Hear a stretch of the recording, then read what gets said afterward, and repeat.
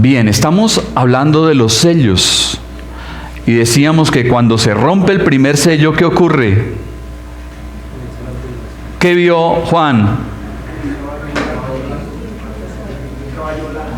Un caballo blanco. Y decíamos que ese caballo blanco, ¿por qué? ¿Blanco por qué? El blanco representa o simboliza la paz. Y a este jinete del primer sello, el jinete que aparece allí en el momento en que se rompe el primer sello, lo identificábamos como ¿quién? ¿Recuerdan? ¿Como quién? El anticristo, correcto. El anticristo. Decíamos que el Señor habló de falsos cristos y falsos ungidos y falsos maestros en el sermón allí, en el sermón del monte, en Mateo capítulo 24, ¿sí? Sermón del monte de los olivos. Entonces el Señor habló de falsos cristos y decíamos que ya todo el escenario a nivel mundial se está preparando para esto, ¿sí? Han habido anticristos desde los días de Juan. Sí, siempre el espíritu del anticristo ha estado presente, pero en la medida que va ocurriendo, que va avanzando el tiempo y la historia, entonces se han proliferado más falsos maestros y más anticristos, como vemos en la actualidad, hasta que finalmente desembocará en un personaje que será ese líder, ese dictador mundial que el mundo está esperando con los brazos abiertos. Ahora, el Cordero, ¿quién es? ¿Quién es el Cordero? Jesucristo, el Señor. Él es quien efectúa la acción de romper el segundo sello. Y otra vez, uno de los seres vivientes expresa un mandato a Juan, mientras que simultáneamente ordena al jinete que salga al escenario. Es como si le dijese, manifiéstate. O sal fuera, adelante. Ahí tenemos, bueno, los 4 jinetes. ¿Sí? Ya vimos el primero, caballo blanco, luego caballo rojo, del cual estaremos hablando en el día de hoy, y vienen otros 2. Siguiente imagen, caballo rojo. Dice que era un caballo bermejo, es decir, rojo como el fuego, o rojo como la sangre que corre con las guerras.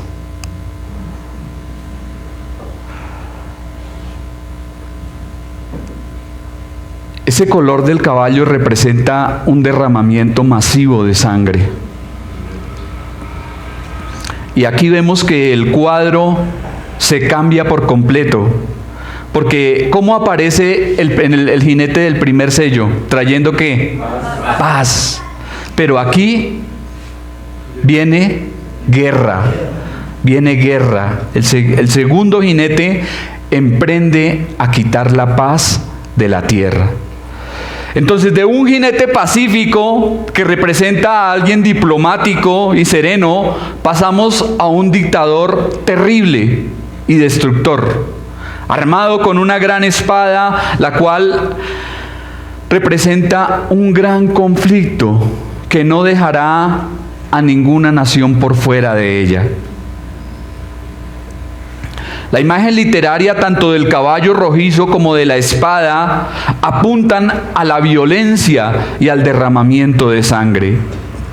Y ese será el actuar de los hombres justo antes de los días que preceden a la venida de nuestro Señor Jesucristo.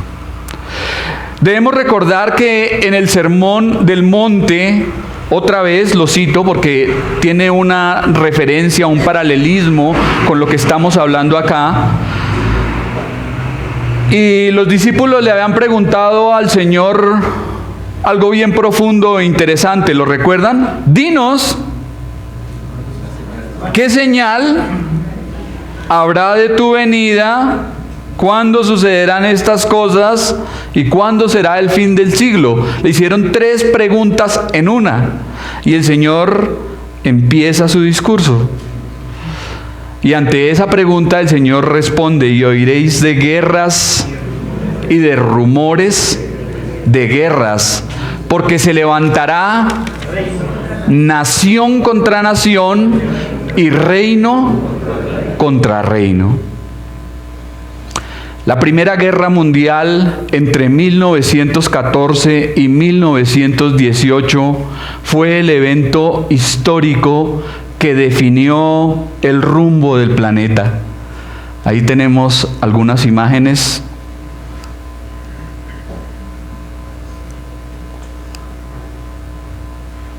¿Las alcanzan a ver? Sí. Pero más, la Primera Guerra Mundial fue el preámbulo para la Segunda, la cual es conocida en los anales de la historia como la Gran Guerra. Y bueno, nosotros aquí, por el pasaje de Apocalipsis, sabemos que viene una guerra más grande todavía que estas. La Segunda Guerra Mundial fue un conflicto militar global que se desarrolló entre 1939 y 1945. Y en él se vieron implicadas la mayor parte de las naciones del mundo. Fue cuando se utilizaron por primera vez armas nucleares. Por lo tanto, es la guerra más mortífera que ha ocurrido en el planeta. La Primera Guerra Mundial sucedió en un tiempo en que nadie podía creer que sucedería, porque el mundo estaba inmerso en el progreso y en el desarrollo. Nadie se esperaba que vendría una guerra en ese momento.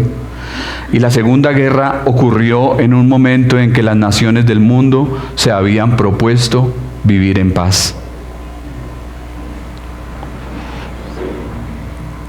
Entonces, ¿qué podemos deducir de esto?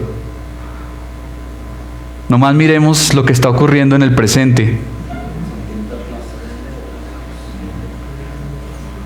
Una guerra se puede desatar de un día para otro. Mire lo que está ocurriendo en Israel.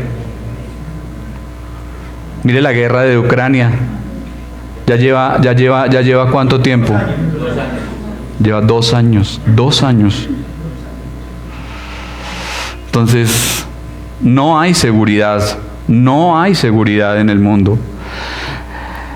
Y a pesar de la aparente paz en medio del desarrollo y de los avances, la Segunda Guerra Mundial cobró casi 70 millones de vidas.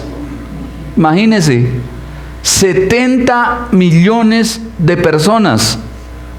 Al término de ella era imposible mantener las ilusiones sobre el progreso de la civilización y de la paz.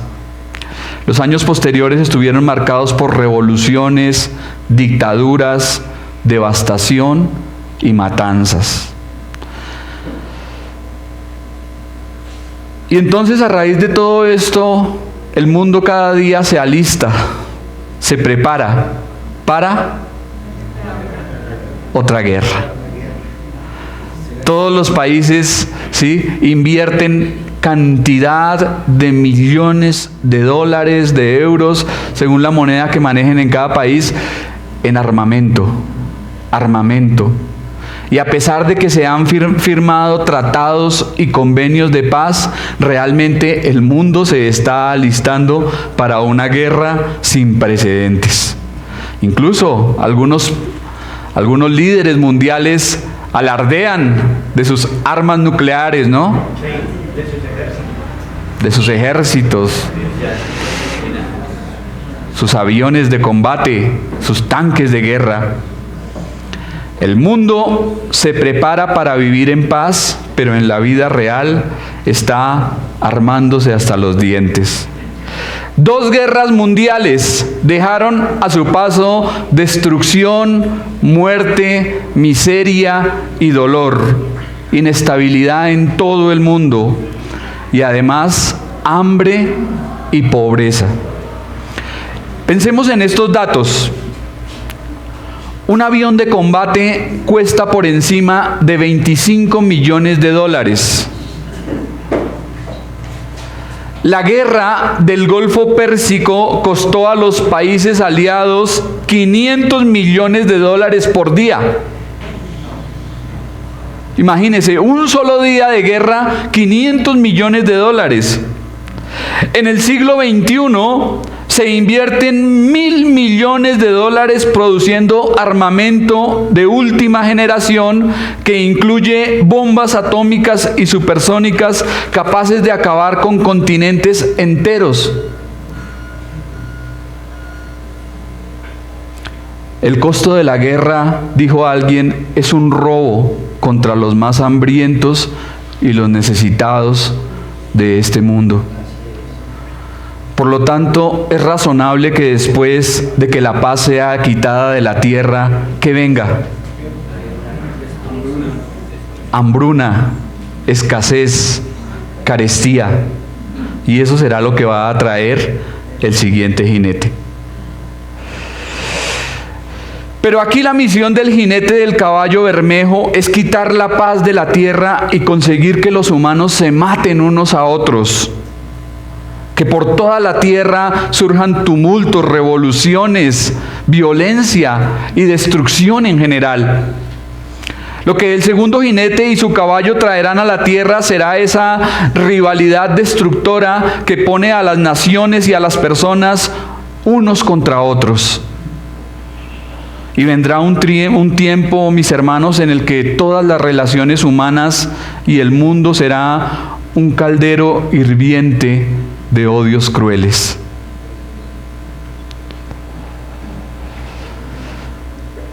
La paz es un sueño que nunca se ha llegado a conseguir.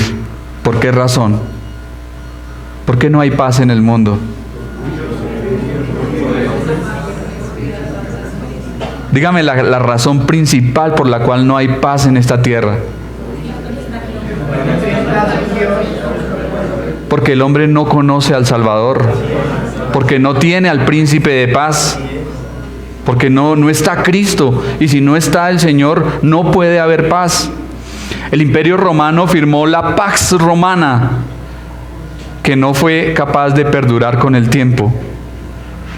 Y para no ir tan lejos en nuestro país, ¿cuántos convenios se han firmado? Recuerdan que hace poco por ahí salió un hombre diciendo: Señor, ¿a usted le gustaría llevar a su hijo a la guerra?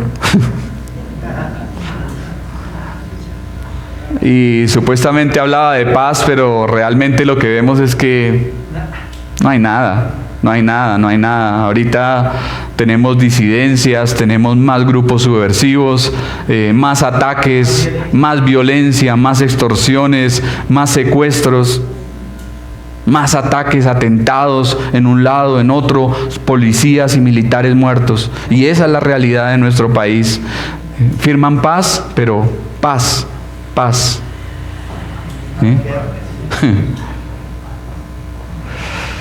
Entonces, realmente los que hablan de paz solamente han buscado algo personal, ¿no? Algo personal, ¿sí? Abanderados de la paz con la paloma aquí en la solapa del saco, y realmente los únicos que han ganado son ellos recibiendo el premio Nobel, ¿sí? Pero el país está cada vez más sumergido en la violencia. Llevamos un conflicto armado de más de 50 años. Y aunque se firme un papel, realmente no hay paz, porque hay ambición, hay envidia, hay odio, hay injusticia. Y la maldad del corazón humano es la causa constante de todos los conflictos que lleva a los hombres a matarse unos con otros. Esa maldad que está anclada en el corazón es la que lleva a que los hombres se asesinen, se odien, rivalicen y se maten. La historia de la humanidad está manchada de sangre y sangre derramada abundantemente. Ahí tenemos otra imagen, otras imágenes. Es una fotografía reciente de un niño con un fusil de madera en Ucrania. Imagínese. Siguiente, mi hermano. Es una imagen dura de mortandad. También es de la guerra en Ucrania. No apta para personas sensibles, como dicen por ahí. Pero la verdad es que mientras los hombres rechacen al príncipe de paz, nunca habrá una paz real y verdadera en el mundo. De modo que la tarea del caballo bermejo y su jinete es relativamente fácil: quitar la paz y poner a los hombres a matarse unos con otros, como ya lo han venido haciendo. Tanto las tribus como las sociedades y las naciones se han enfrentado de manera violenta mediante el uso de toda clase de armas y trayendo como resultado muerte, devastación y dolor. Escuche estas estadísticas. 6 millones de judíos perdieron la vida en el Holocausto. 20 millones de soviéticos bajo Stalin. Millones de enemigos campesinos fueron víctimas del hambre bajo la mano dura de Mao. 2 millones de camboyanos murieron bajo la mano de Pol Pot.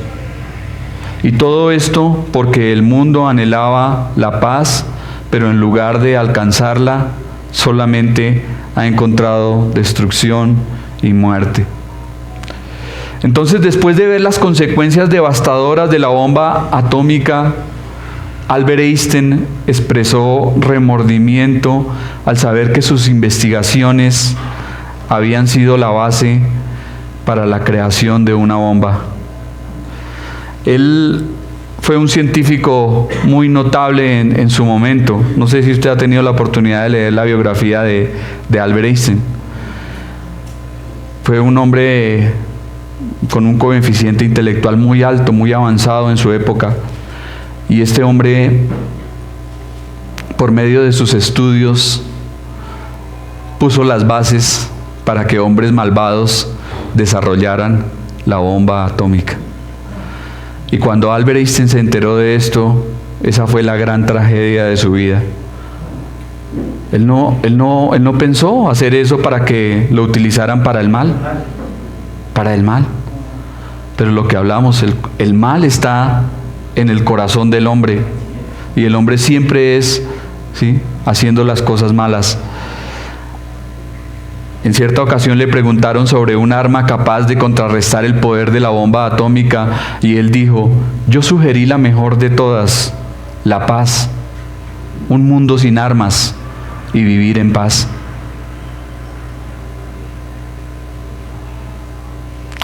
La apertura de este sello es algo que, como en el caso del primero, ya se ha venido cocinando. Es algo que ya se ha venido madurando a través de los siglos. Pero cuando aparezca este jinete, cuando se rompa el sello, entonces ¿qué va a ocurrir? Que va a llegar a su clímax, al tope, a su punto máximo. Y entonces allí habrán pleitos, conflictos, enemistades, discordias y hostilidad por todas partes. Imagínense que por siempre la guerra ha existido. Por siempre.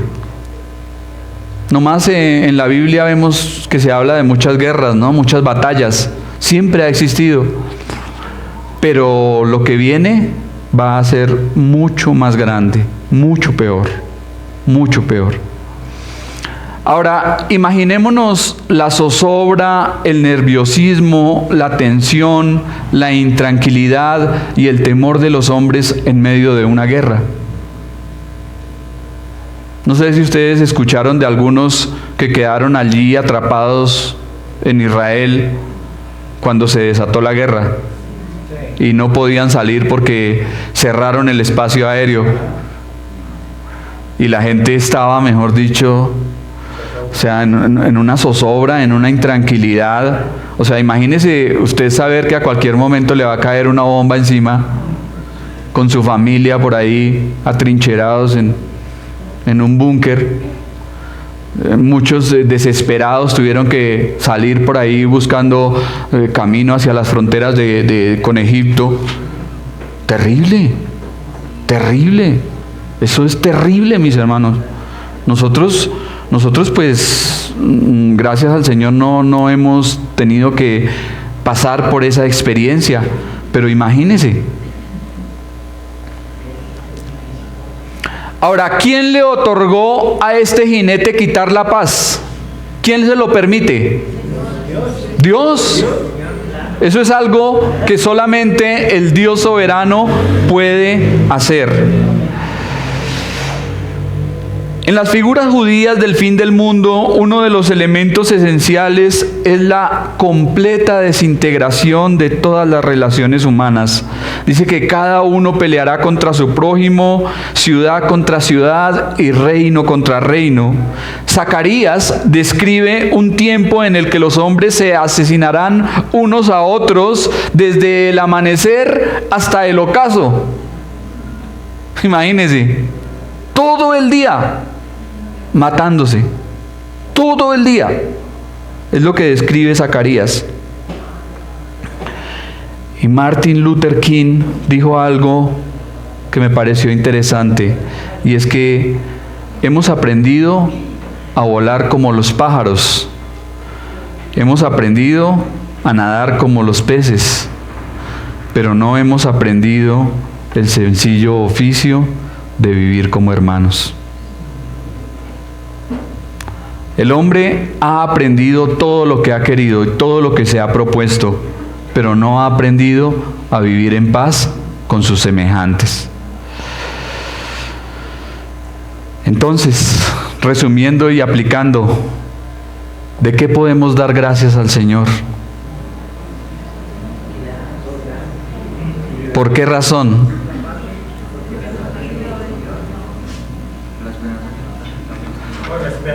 Por la esperanza que tenemos de que no atravesaremos por todas estas cosas tan terribles que vienen sobre el mundo. El Señor nos guarda, nos libra. Él sabe, ¿sí? Él sabe librarnos de lo que va a ocurrir. El Señor no nos dejará ver cosas feas.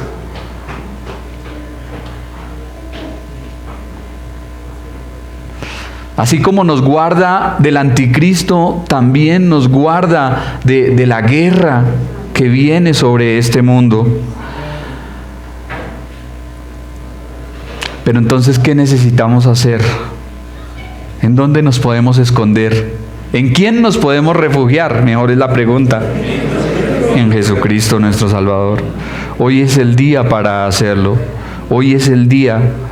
Y si estamos en Él, debemos amar la paz, vivir la paz, orar por la paz. Esa paz que solamente nuestro Señor puede dar y que sobrepasa todo entendimiento y guarda nuestros corazones y nuestros pensamientos en Cristo Jesús. Pero ahí viene una aplicación para nosotros. Imagen, hermano Samuel.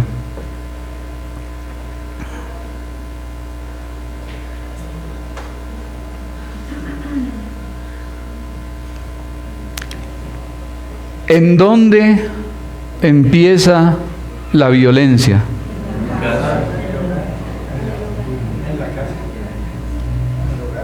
Ahí está, mire. El papá gritando a la niña y la niña encaramada sobre la otra pegándole. Y la violencia empieza en casa. La violencia empieza en casa, ¿sí? Si un papá es violento, si un papá es agresivo, no puede esperar que sus hijos sean pacificadores. ¿Sí? Los niños hacen lo que ven. Ellos aprenden por repetición. ¿Sí? Y si ve esta clase de cosas, pues va a ser un niño agresivo, va a ser un niño violento, va a ser un niño que va a pelear y a buscar rivalidades con otros. Nosotros debemos de ser pacificadores. Si Cristo está con nosotros, debemos de ser pacificadores. Usted no puede pensar, si alguien me hace esto, yo saco y le pego un tiro, ¿no? Si alguien me hace esto, yo contrato a un sicario para que vaya y lo mate. No. Usted como hijo de Dios no puede pensar de esa manera. Y si piensa de esa manera es porque no conoce al Señor. ¿Sí? ¿Qué pasa si le pegan una mejilla? ¿Qué dice la Escritura? ¿Fácil? Ay, Dios mío, que me dé paciencia. Que me ayude a poner la otra, porque eso realmente cuesta y realmente uno tiene que someterse al Señor para poder llegar a ese punto de ser manso y humilde de corazón. Que el Señor nos ayude, mis hermanos, porque si queremos la paz debemos vivir en paz y debemos de buscar la paz que es en Cristo Jesús. Termino con esta ilustración, mire. Se titula Desarreglado con los puños y arreglado con la oración. 4 campesinos se encontraron, los llamaremos A, B, C y D. El señor A y el señor B durante mucho tiempo habían estado frecuentemente enojados, el uno contra el otro, por causa de los límites de las propiedades. Parece que no tenían muy claros los linderos de sus predios, y entonces constantemente vivían en lucha, ¿no? En conflicto, peleando por eso.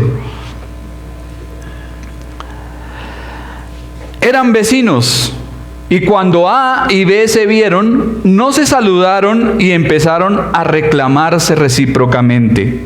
Comenzaron a usar un vocabulario insolente y a ofenderse de palabra.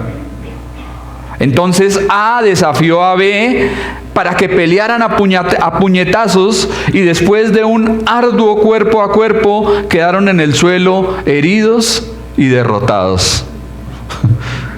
Imagínense, después de golpearse hasta el cansancio quedaron allá ambos tendidos, heridos y maltrechos.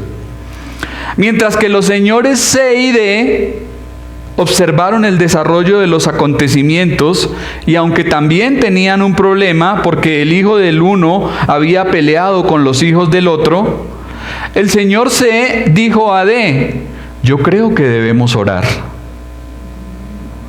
Vamos a orar. Y después de la oración dijo: vamos a ponernos de acuerdo para arreglar nuestro problema. Yo haré mi parte y usted hará la suya. Cada uno de nosotros tiene algo de razón y ha cometido errores en este asunto. El señor C estuvo de acuerdo, y después de haber orado, resolvieron el problema, y al domingo siguiente se sentaron juntos en el templo y juntos adoraron a Dios. Esa es la forma de resolver los problemas, ¿no es cierto? Dice la Escritura: la blanda respuesta quita la ira, mas la palabra áspera hace subir el furor. Si usted incita a la pelea, si usted se despeina de una forma rápida, debe poner en control esas cosas, debe ir al Señor en oración y pedirle que haga de usted un pacificador, alguien que ame la paz y que viva la paz. Eso es lo que necesitamos. Oremos.